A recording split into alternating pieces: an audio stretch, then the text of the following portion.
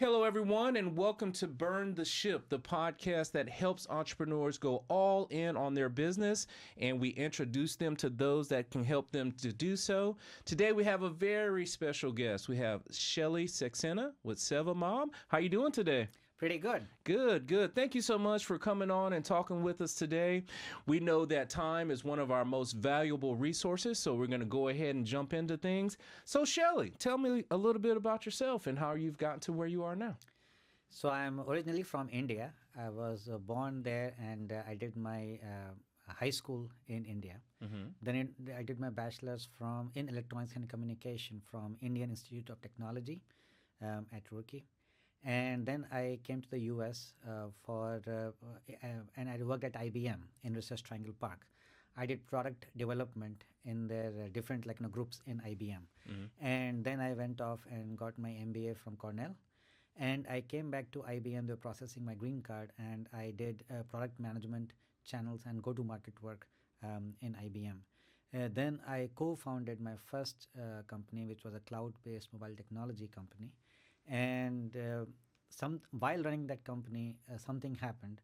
It was an episode with my mom where she was misdiagnosed, and she almost lost her life because of hepatitis C.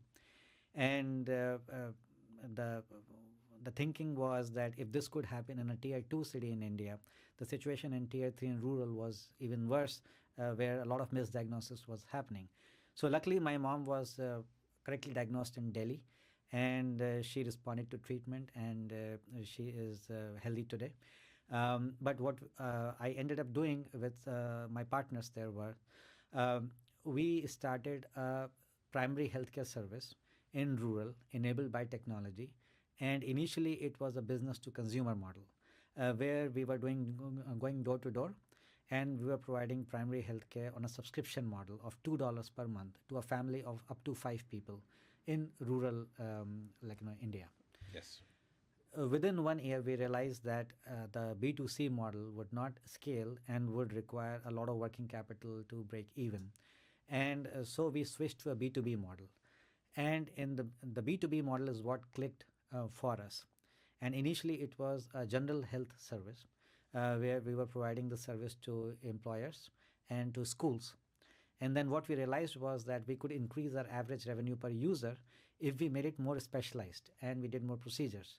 And so we split our service into general health and vision and nutrition and cardiometabolic and infectious disease and more.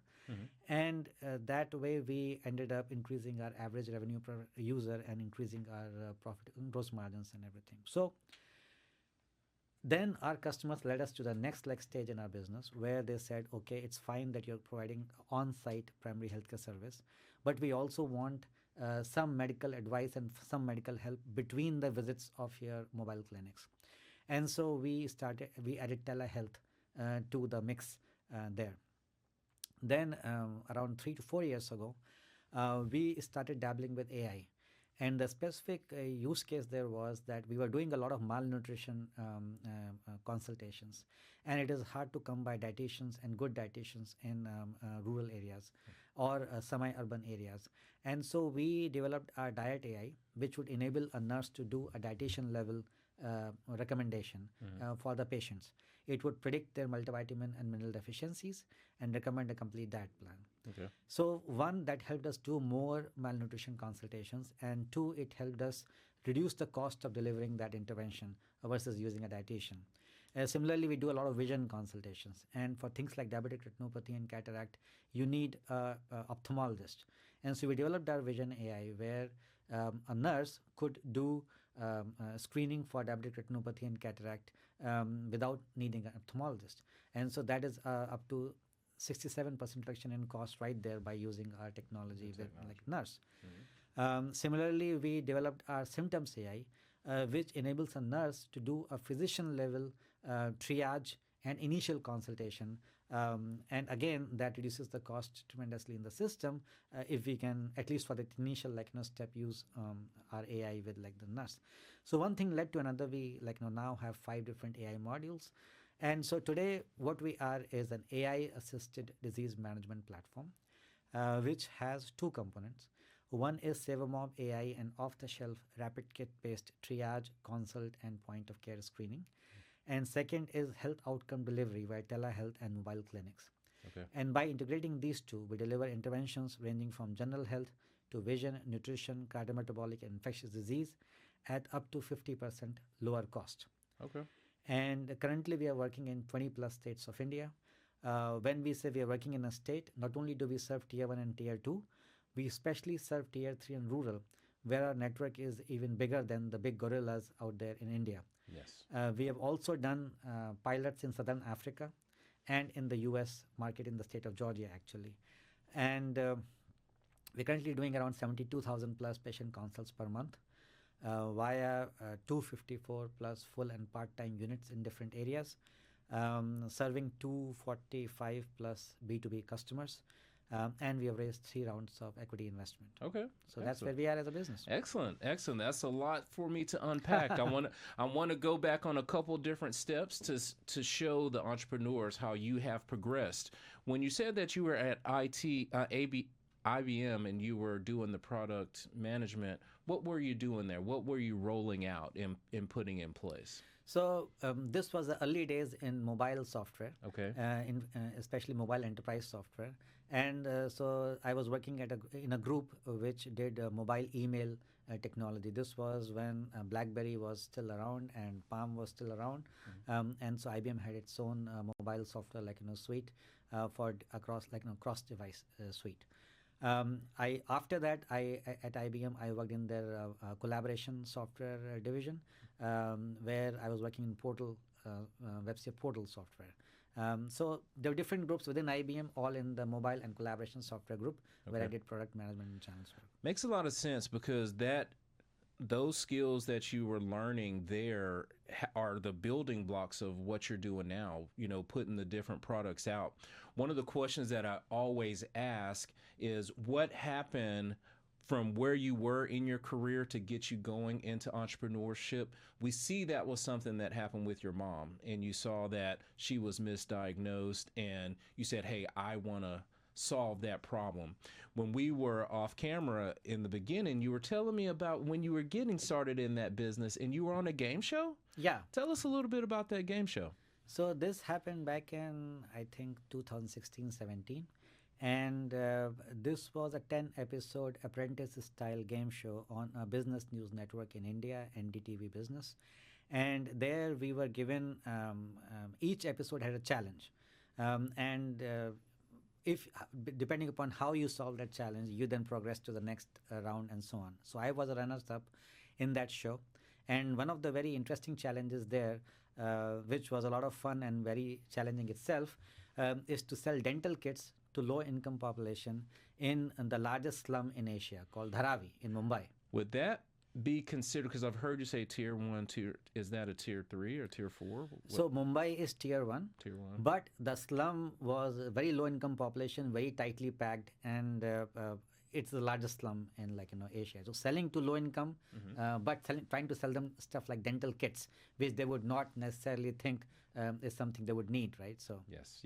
Okay, and you were able to go in there and have success, you were saying? Absolutely. So I was a runners-up on this show, and the show was called The Real Deal, and we won around $75,000 on that show. Yeah, congratulations on that. So you won that. That gave you a little bit of a spark. Tell us about your rounds of getting your funding. Tell us a little bit about that, and tell us some of your experience with getting those 3 rounds of funding. So this was something I learned along the way. For first generation entrepreneurs like us who do not come from a business family, I think there is somewhat of a learning curve involved in the fundraising process. So in my first company, where I was a co-founder, there we tried to use the brute force method of directly going to the angel investors and VCs and trying to do it that way. One of the lessons I learned there was that it was very hard to do it that way. And so when I founded this company, SaverMob, there I first got into accelerators. Okay. And through the accelerators, it was easier to get the funding, because that sort of gives you a badge of, okay, this company is legit. They have a viable business model. Yes. They have actual stuff on the ground, right? So I would definitely recommend to all your listeners that for your industry, try to find the right accelerators and try to get into those accelerators, and that would make the fundraising process much easier. And once you do your initial round, the seed round or whatever round it is, then those investors, if you make them happy, if they are happy with your performance, they would make introductions for you for the subsequent rounds, even if you're not with the top tier VC, right? Yes. Top tier VCs obviously do that. Yes. But the problem is more with the lower tier investors and smaller investors. But they would still open their Rolodex for you and make appropriate introductions if you deliver to them the KPIs and the milestones that you promised. Yes, yes. That's very good advice for everyone to, make sure to focus on, the accelerators, because it's a little bit easier of a way to go about to get those funds. And now that you have been in the business and it's nice and going, what are some of the skills that you have acquired now that you don't mind sharing with the entrepreneurs that are listening to us today? So let's talk a little bit more about fundraising because equity, while in the initial stages, it's absolutely necessary. But over time, especially if your business is not a hot shot, tech only business, where you have a lot of tech VCs putting money in it, you have to use different sources of funding. So in our case, we have ended up using equity, grant, and debt, all three. Right. Okay. Now, equity, while seems cheaper, but actually is not the cheapest form of funding, right? Debt can be cheaper than equity, but when used appropriately. So, for example, you typically not use debt just to fund your management team, right? On the other hand, if you have established business model with established gross margins and you know exactly what your unit economics is, then that can be pretty useful and very scalable to grow your business. So we use debt in contracts or for contracts where we know we have a 30 to 60 day working capital cycle, right? Yes. We know what our payables are and we know what our receivables are and we know when the payments are going to come. So for those contracts, we use debt. Which we can in India get anywhere from 10 to, I would say, 18%, which might seem expensive to a listener in the US, but from a developing country, it's like a pretty reasonable interest rate for a unsecured debt. Yes. Right? Yes. And then there are various options to get that subsidized further. So, for example, we work with USAID in India. And USAID does interest subvention depending upon if we can meet our KPIs and impact milestones. Yes. So I would say definitely look at debt if you have an established unit economics, right? Yes. Number yes. one. Yes. Then grant is an option which is especially useful if you are in an industry where you have some social impact mission, right? So, for example, in our case, it's primary healthcare. And it's primary healthcare for low-income population in developing countries. So a lot of grant options are available. But you have to be very careful there that you are not running or creating your business for grants. But grants are assisting you grow your business, Yes, right? yes. So it should not be the other way around, that you're only your business then ends up becoming just a business to get grants, right? So that's a very clear, the fine line between how you use grants. So you should have strategic objectives and you should apply only for those grants where that grant helps you meet those strategic objectives. So for example, in our case, we wanted to get into sub-Saharan Africa. And one of the ways we did that was by getting a grant from Pfizer Foundation.